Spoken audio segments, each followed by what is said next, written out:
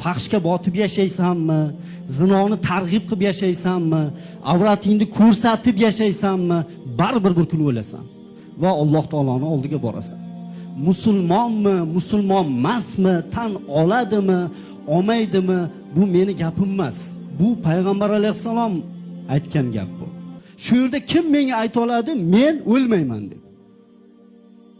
O'lgan kuning seni qiyomating. Ustozimiz aytgan. Har bir insonni o'lgan kuni qiyomati keladi. Shunaqa bir arablarda maqol bor. Rizol masiya, aynul masiya. Masiyatga rozilik, masiyatni qilish bilan bir xildir. Bir inson fahsh ish qilayotgan bo'lsa, siz jim qarab turgan bo'lsangiz, shu bilan bir xil ish qilyapsiz.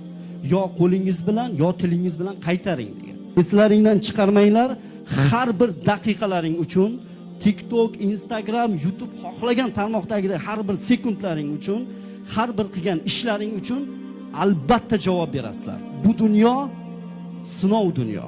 Har bir salomning aligi bor.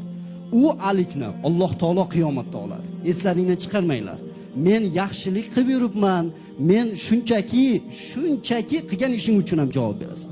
Payg'ambar alayhisalom aytdilar, kim Allohga va oxiratga iymon keltirgan bo'lsa, yo yaxshi gap gapirsin, yo jim o'tirsin, yo yaxshi ish qilsin, yo jim o'tirsin dedi.